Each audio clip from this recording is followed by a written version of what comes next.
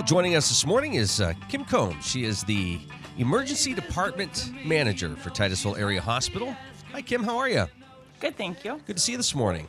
Thank you. All right, let's catch up. It's been a little while since you've been here. Tell us a little bit about yourself. I've been with Titusville Hospital as a nurse for 13 years. I've managed the ER for the past 4 years. I am also a nurse practitioner, so I do stress tests for the hospital on Tuesday mornings. So I enjoy the hospital. I love the community. You do the stress test for people that come in or for the people that work there? We're all stressed right now. Okay, good. Well, we're going to talk a little bit about that, though, because it has been a busy time for you. So there's so much to cover here this morning, Kim. So where would you like to start? Well, first of all, before we go too far, I want to recognize this is Environmental Services and Housekeeping Week. And the people that work in environmental services are unappreciated so much of the time, and they have had to go above and beyond with all the extra cleaning, the extra sanitizing. Any room that has a COVID patient gets cleaned top to bottom every time. And they just have had to do so much, and I really want to appreciate everything they do. They do a good job anytime, but right now they're really going above and beyond everything. So I would like to show the appreciation to them. COVID has been a time where, like, every role, especially hospitals, is important. It's not just, and the doctors are great nurses. I mean, everybody that works at a hospital is doing amazing work right now. Absolutely. And not that they haven't in the past, but... Right. It's a complete team effort. It really is. And we have a great team at Titusville. I'm very happy to be part of that. That's wonderful. All right. So thank them if you see them, right? Absolutely. Absolutely. Give them an extra thank you because they really do a great job. That's wonderful. Okay. So we're seeing numbers. Tell us what the reality is and what's going on with the ER. Our numbers are going up across the board. COVID is going up, but we're also seeing more sick patients. I think people didn't get to get out and get the care they needed when we had the first surge. Some of the offices were closed. So we see a lot of sick people, both COVID and non-COVID. The numbers are up, obviously, for COVID. We're seeing a lot of it in the unvaccinated. I mean, I just read a thing this morning in the Department of Health, and 95% of the hospitalized people are unvaccinated. People that are vaccinated tend to occasionally get this Delta variant, but they don't get as sick. They can stay home and, treat symptoms at home. So that's what we're seeing across the board. People coming to the ER tend to be sicker. We do have testing, a drive-through testing, so that people that just want tested that they think they've been exposed or do have symptoms, but they're not short of breath, they're not having problems, they can call their primary care physician and go through the drive-through. It's down at 602 West Central Avenue, the old OBGYN building. You call your primary care physician, they will call in an order, and the hospital will contact you when to come through. And that keeps everybody safer. It's just drive-through testing. Nobody has to come in the building, and we just feel that it's a good way to go about keeping everybody safer. So a lot of this, and this goes back to even at the very beginning with some of the mandates, right? The idea was to keep the hospitals available for those who really need it, right? So the emergency room, you don't want, the room filled with folks when, maybe a large percentage of that could be taken care of prior to needing to go there. Absolutely, right. And that's why we're trying to keep everybody safe that way. And we want you definitely to come to the emergency department if you're having problems. That's what we're there for. But if it's just to get a test, the drive-through is the best way to go. A lot of people have been getting their vaccines through the hospital at the times that they've announced when they're doing that. Talk about what's going on now. If somebody didn't get it, but now they're looking at things going, maybe I should. We're still offering the Pfizer vaccine. You can go to titusvillehospital.org, and right at the top in the middle is a thing that says sign up for your vaccine. And what you do is you give us your information, and then we'll contact you because we're running small clinics continuously. Right now, also, if you're immunocompromised, you can get your third dose if it's been 4 weeks since your second dose. So we're also doing those boosters for immunocompromised. When the CDC recommends them for everybody else, then we will offer them to others. But currently it's for the immunocompromised. But first and second doses, they're available pretty much any time for anyone. So just sign up, or you can call. There's a number, 827-5700, from 1 to 3, Monday through Friday, where somebody will answer the phone if someone's not computer savvy and would rather talk to somebody on the phone. It's like watching a football game. If you turn the news on, you hear you have to have boosters. Then scientists are coming out saying, no, just hold on. Maybe a certain demographic might need them. What's the best thing to do? Just call your doctor and have that conversation with your doctor? Correct. And we will wait for the CDC guidelines. Currently, there's been nothing said about boosters for the general public. So as they debate this scientifically and they come out with the data, then we will follow those guidelines. And in the meantime, you just watch that tennis ball. Exactly. Exactly. And a lot of this, again, it's as simple as talk to your doctor. Correct. Yes, definitely we encourage you to stay in touch with your PCP, your primary care physician, and if you have any questions or problems, talk to them and they can give you guidance. Did you see an uptick with the FDA approval, or has it been a steady sort of schedule of folks coming in? We had a bit of an uptick. We had an uptick when the 12-year-olds were allowed to get it, so we did see that before school started. So a little bit of both there. And maybe the hope by the end of the year that 12 and under might be able to get? That would be, yeah. That currently is still in the studies. We actually have a physician in the ER whose daughter is involved in that, so he's been keeping us updated in that. That's interesting. And again, that goes back to the great work that everybody's doing up at the hospital and just being on top of things, even early on, getting the vaccines that you got. I mean, a lot of hard work goes into that.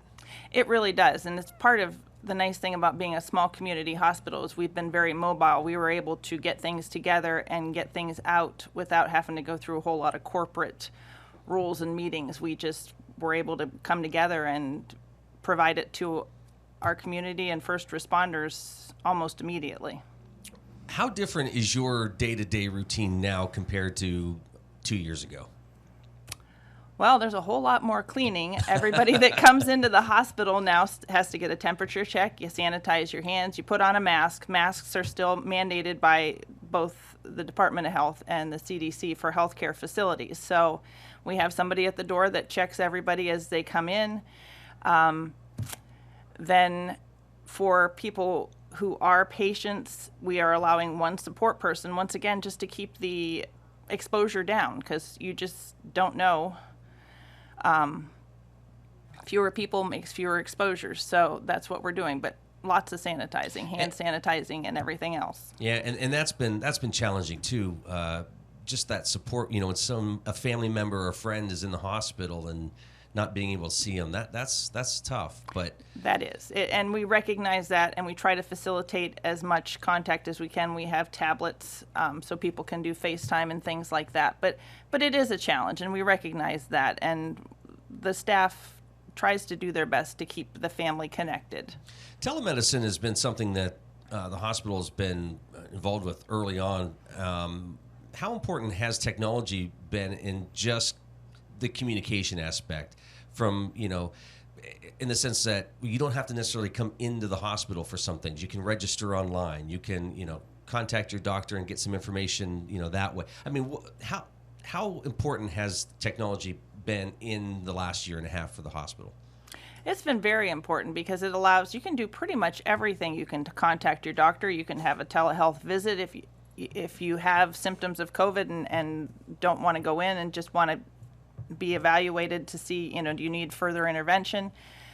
And you can get your records online now. You can pay your bill online. Everything can be done pretty much without having to come into the building other than the actual testing, when it comes to lab and radiology and that type of stuff. But then the results are available to you online. So it's been very helpful to people. Now, you mentioned housekeeping. You mentioned the environmental service housekeeping side of things. Talk about just maybe some of the other departments and just the the work that they've put in, especially the last year and a half. It's been stressful at times, but there's also a passion there for their jobs and what they do. I mean, they're not really their careers, and there's something special about these folks. There really is. And the people at Titusville care about the community. All of us are there because we care about the community. We're taking care of our friends and family, and we're taking care of each other. And as we've had staffing issues because people are out on quarantine or they're sick, it's very common for people to take meals to, each other as they're off, or do you need me to stop at Walmart and bring you some groceries because you can't get out? And people they step up. They've worked overtime. They help each other at their jobs. It's nothing for a nurse to help out a little bit to clean things up. So because they recognize the housekeepers have so much to do now, and it's just become a real team effort. That's wonderful. You're watching the Morning Drill on Stream Television and on Armstrong's Neighborhood Channel, and listening to it on the Allegheny News Talk Sports Network. Kim Combs is with us, and we'll continue this conversation in just a moment. But some other things happening. Speech and OT screenings Thursday for the kids, if you want to maybe put them through. And free screening is to evaluate if services would be beneficial to the growth of the child. Ashley and Julia were just here, I think, last month maybe, talking about those screenings. Great way to get back to school. And again, that service is available, so you can contact the hospital at titusvillehospital.org, or you can call 814-827-1851, extension 3830, to get your child scheduled for that. So things like that are continuing to take place. Kim, what's different now from, say, a year ago? Do you feel like, last year I think there was so much thrown at everybody that it probably was not, hard to know what was going on hour by hour. Do you feel like now you guys sort of have everything down, or is it still, things change day by day? I wouldn't say things are changing day by day as much as they first were. Initially, it was almost hour by hour. We would put out a directive to everyone, and then we'd get something different from the Department of Health. And now things have settled to a degree that we know what treatments to expect. The rules have kind of settled down right now. The fact that the vaccine is available makes those of us who have it and we can offer it, there's a bit of comfort in knowing that there's some help out there. Before, it was just scary because there was nothing there really to help people. Knowing that that's available and that we can offer it to people free of charge, it just is very helpful. It's better. It's still a challenge some days, but it's getting there. There was a wonderful renovation at the ER recently, and it's been an amazing transformation. Well, what's that like for you to know that those assets were set aside to improve the quality of the ER? It's been fantastic. We didn't know, obviously, that COVID was coming, but initially we had rooms 1, 2, and 3 were curtained, and we couldn't have used those rooms during COVID because there was nothing to separate anybody, and airborne particles would be everywhere. But now we have separated rooms, and they're negative pressure, it helps take the particles out of the air. So we have 4 negative pressure rooms where before we had 0. But just overall, the workings of the ER, it's just much more user-friendly. It's nicer for the patients. It's better for the staff. It's opened everything up. It's just so nice to be able to work in an area that looks good. Families and people come in that haven't been there for years and just say what a transformation it's been. So I really appreciate the effort the hospital put into redoing the entire area. What are the patients saying about it? It's funny because some of them that haven't been there for years are like, wow, I just didn't expect this to ever look this good down here. And wow. It really is brighter, and it's just, we got new equipment. Everything is better for us. How important is that, though, that investment when it comes, because you're talking, the ER, hopefully you're going there because there is an emergency situation, but every second counts. Absolutely. And just having the equipment, we upgraded our monitors. Even the beds are upgraded, which just makes it easier on the patient. And it helps take the particles out of the air. So we have 4 negative pressure rooms where before we had 0. But just overall, the workings of the ER, it's nicer for the patients. It's better for the staff. It's opened everything up. It's just so nice to be able to work in an area that looks good. Families and people come in that haven't been there for years and just say what a transformation it's been. So I really appreciate the effort the hospital put into redoing the entire area. What are the patients saying about it? all the equipment is modern now, and it just allows us to evaluate and monitor the patient better. You, the staff, you don't go into work to say we're coming to work to win an award, but you have been recognized for a lot of great things over the years. That has to be rewarding to you, knowing that that level of care is being administered here in small town USA. I find that very exciting. When I came here, I didn't expect to stay at a small hospital, but I've just found that we don't give such good care. It's personal care. I've had patients upstairs who come to our swing bed program from bigger hospitals, and they say, what good nursing care, that they see their nurse multiple times during the shift, and they feel like they're listened to and evaluated more thoroughly. And the doctors that we have coming in, we have hospitalists 24/7 now, so there's just always somebody there to take care of any needs. But yeah, we hear from patients that come from other places what good care they receive at Titusville. That's wonderful. All right, before we wrap things up, let's recap a couple things. The vaccine is available by appointment. Yes, Pfizer's available by appointment, titusvillehospital.org, or 827-5700 from 1 to 3 on Monday through Friday. Are you finding anybody saying, well, I don't want Pfizer, I want Moderna, or this? Or are people like, okay, whatever, I just want it, let's move on? We've had a few people that wanted Johnson & Johnson because it was a single vaccine, and we have had that available. I don't think at the moment we do. But other than that, Moderna and Pfizer, people don't seem to have a strong preference. They're both a 2-shot series and both about equally effective. So okay. So call and make that appointment, or go online to titusvillehospital.org, and you can schedule. Correct. Through the website, which is great. You'd mentioned third dose. Those stories are popping up everywhere. Again, kind of recap that. When they are approved by the FDA, then we will offer them. Currently, they're offered to immunocompromised patients. After 4 weeks after your second dose, we can offer a third dose. So that you can schedule right now. Otherwise, just watch and wait for it to be approved, and when it is, we will offer it. Okay. And again, as we mentioned, a lot of this just comes down to having a conversation with your doctor. Correct. So don't watch the news to find out what you need to do, or go online to read stuff. Call your doctor and have that conversation with them. Absolutely. All right. It sounds simple, but... Well, Kim, greatly appreciate your time this morning. There's a lot going on. And as you mentioned, Environmental Service Housekeeping Week this week. And, boy, just the work that they've been doing has been outstanding. Absolutely. So make sure you thank them. And I think hopefully there's an appreciation for all the staff at the hospital. And you kind of sit back and go, boy, we're lucky to have the crew that we have at the hospital here in this community. So we truly are. All right. Well, Kim, did you learn anything today? I did. Holly, Kelly, they want me to grill you. I'm like, no, we're going to be nice. Thank you. Real quick, we mentioned the website, but they can call the main number for the hospital to get to wherever they need to go. Right. So. Yes. The front desk will always point you in the right direction when you need to call someplace if you can't find the extension you need. Okay. And then the other big thing, too, because the ER has been busy, but testing. You don't need to go there for testing, correct? Correct. Call your primary care physician. They'll set you up with the drive-through, and you can go down to 602 West Central Avenue. Yeah. There we go. Yeah. So that's important. Any word on those kits you find at the store now? Are those any good?